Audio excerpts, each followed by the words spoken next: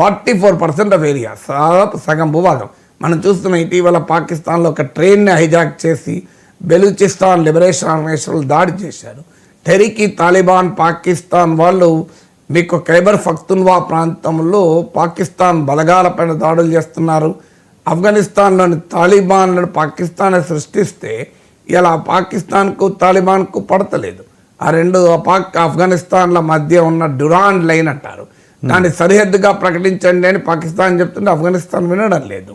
So అక్కడ సరిహద్దులు అటు ఇటు ఉన్న పఖ్తూన్ జాతిని విడగొట్టమంటున్నారు. సో అందువల్ల పాకిస్తాన్లో ఇవాళ ఉన్న పరిస్థితి నిన్నక మనం చూసాం. మనం సింధ్ ప్రాంతంలో మీకు హిందూ మినిస్టర్, పాకిస్తాన్ క్యాబినెట్లో ఉన్న ఏకైక హిందూ మంత్రి పర్యటిస్తుంటే ఆయన పైన దాడి జరిగింది. ఎందుకు దాడి జరిగింది? పంజాబ్ ప్రావిన్స్లో కడుతున్న ఒక డ్యాముల వల్ల సింధ్ ప్రాంతంలో మాకు నీళ్లు రావు అన్నది ఇష్యూ. ఆ ఇష్యూకి మతానికి ఏం సంబంధం? అది సెక్యులర్ ఇష్యూ కదా. కానీ ఆ ఇష్యూను కూడా హిందూ మినిస్టర్ని టార్గెట్ చేయడం ద్వారా దాన్ని డైవర్ట్ చేయడం అంటే పాకిస్తాన్ ఇవాళ ఆర్థిక పరిస్థితి ఏంటి? పాక్ ప్రైమ్ మినిస్టర్ చెప్పాడు, మేము బిచ్చ పాత్ర పట్టుకొని వెళ్తున్నట్లుంది మా పరిస్థితి, మిత్ర దేశాల దగ్గరికి వెళ్ళి సాయం చేయవన్నా మమ్మల్ని బిచ్చగాన్లాగా చూస్తున్నారు అని పాకిస్తాన్ ప్రైమ్ మినిస్టర్ అన్నటువంటి మాటలు. సో ఇలాంటి పరిస్థితుల్లో అల్లకల్లోలంగా ఉన్న పాకిస్తాన్లో ప్రజల దృష్టిని మరల్చడం ద్వారా, భారత వ్యతిరేకతను పెంచడం ద్వారా అక్కడ పబ్బం గడుపుకోవాలనుకునే పాక్ పాలక వర్గాల కుట్ర కూడా ఇందులో మనకు కనబడుతుంది. అందువల్ల ఇది ఒక లార్జర్ కాన్స్పిరసీగా చూడాలి, ఐసోలేటెడ్ ఇన్సిడెంట్గా చూడకూడదు. ఇప్పుడు భారత్ ముందున్న లక్ష్యం ఏంటి? భారతదేశం ముందున్న లక్ష్యం మరింతగా ముఖ్యంగా తీవ్రవాదులు విజయం సాధించకూడదు. తీవ్రవాదులు విజయం సాధించకూడదంటే ప్రభుత్వము ప్రజలు చేయాల్సిన పని ఏంటి? ఒకటి, ప్రభుత్వం అమర్నాథ్ యాత్ర సాఫీగా జరిగేలా సంపూర్ణమైన భద్రతా ఏర్పాట్లు చేయాలి, చేస్తుంది కూడా. ఆల్రెడీ ప్రధానమంత్రి సౌదీ అరేబియా నుంచి హోంమంత్రిని ఆదేశించాడు. హోంమంత్రి చాలా హై లెవెల్ రివ్యూ మీటింగ్ ఢిల్లీలో జరిపారు.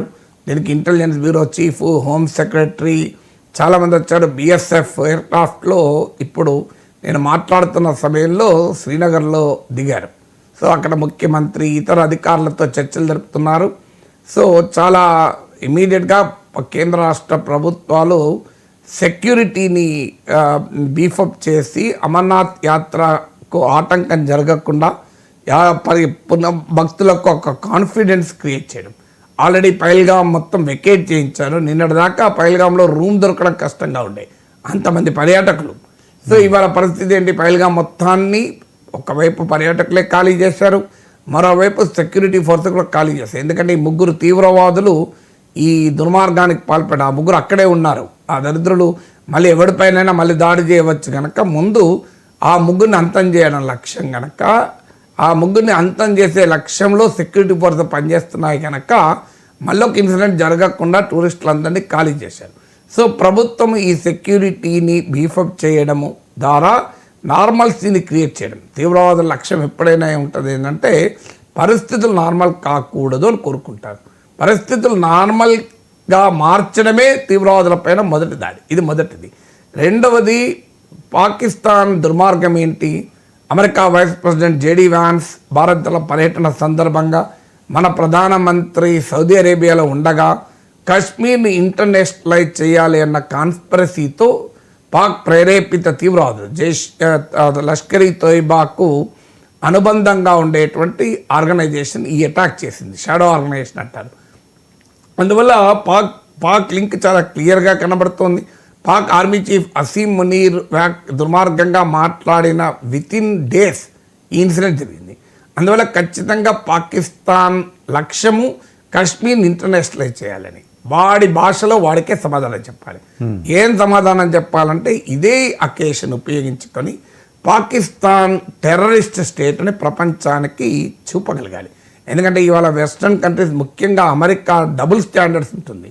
ఒకవైపు మనకు F-35 యుద్ధ విమానాలు ఇస్తూ పాకిస్తాన్కి F-16 ప్యాకేజ్ ఇచ్చాడు ట్రంప్. విచిత్రం ఏంటంటే బైడెన్ ప్రభుత్వము చేసిన ప్రతి పనిని రివర్స్ చేస్తున్నారు ట్రంప్. కానీ పాకిస్తాన్కు సాయం విషయంలో మాత్రం సేమ్ వైఖరి. ఇక బైడెన్ $450 మిలియన్ F-16 ప్యాకేజ్ ఇస్తే ట్రంప్ $393 మిలియన్ ప్యాకేజ్ ఇచ్చాడు. సో దేనికి F-16లతో తీవ్రవాదుల పైన యుద్ధం చేస్తారు పాకిస్తాన్. ఎవరిని పిచ్చోళ్ళని చేయదలుచుకున్నాడు అమెరికా. సో F-16లతో తీవ్రవాదుల మీద దాడి చేస్తారు. ఎవడన్నా మన అభినందన్ వర్తమాన్ పైన అటాక్ జరిగినప్పుడు చూడలేదు, అవును. మన బాలాకోట్ స్ట్రైక్స్ అప్పుడు ఇండియా పైన F-16 వాడాడు. సో అందువల్ల ఈ వెస్టర్న్ డూప్లిసిటీ, డబుల్ స్టాండర్డ్స్ ఉంది టెర్రరిజం విషయంలో. వారికి కాశ్మీర్ టెర్రరిస్ట్ ఒక రకంగా కనబడతాడు, కందహార్లో టెర్రరిస్ట్ ఇంకో రకంగా కనబడతారు.